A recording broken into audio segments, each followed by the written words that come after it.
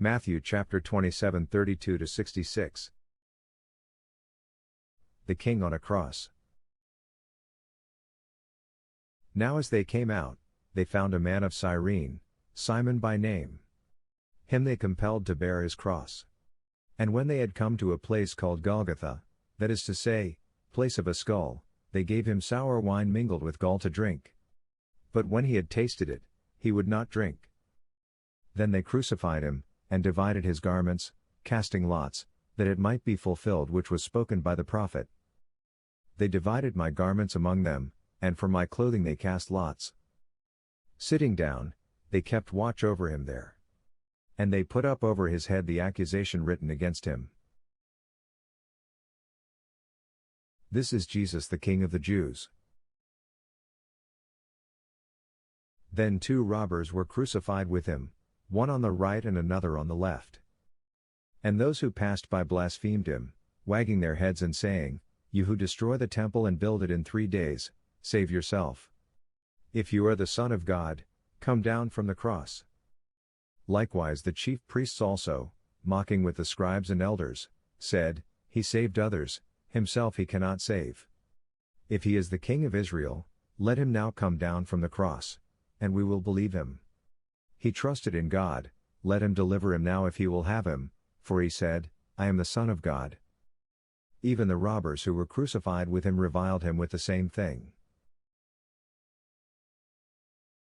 Jesus dies on the cross.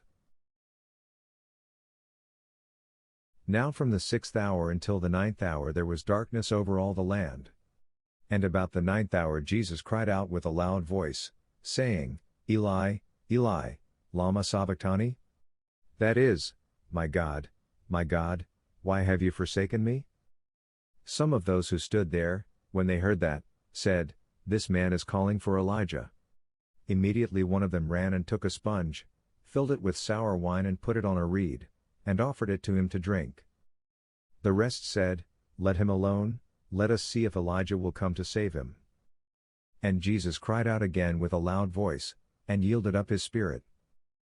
Then, behold, the veil of the temple was torn in 2 from top to bottom, and the earth quaked, and the rocks were split, and the graves were opened, and many bodies of the saints who had fallen asleep were raised, and coming out of the graves after his resurrection, they went into the holy city and appeared to many.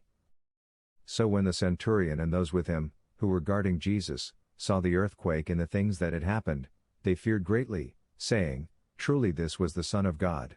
And many women who followed Jesus from Galilee, ministering to him, were there looking on from afar, among whom were Mary Magdalene, Mary the mother of James and Joses, and the mother of Zebedee's sons. Jesus buried in Joseph's tomb. Now when evening had come, there came a rich man from Arimathea, named Joseph, who himself had also become a disciple of Jesus. This man went to Pilate and asked for the body of Jesus. Then Pilate commanded the body to be given to him. When Joseph had taken the body, he wrapped it in a clean linen cloth, and laid it in his new tomb which he had hewn out of the rock, and he rolled a large stone against the door of the tomb, and departed. And Mary Magdalene was there, and the other Mary, sitting opposite the tomb. Pilate sets a guard. On the next day, which followed the day of preparation, the chief priests and Pharisees gathered together to Pilate, saying, Sir, we remember, while he was still alive, how that deceiver said, After 3 days I will rise.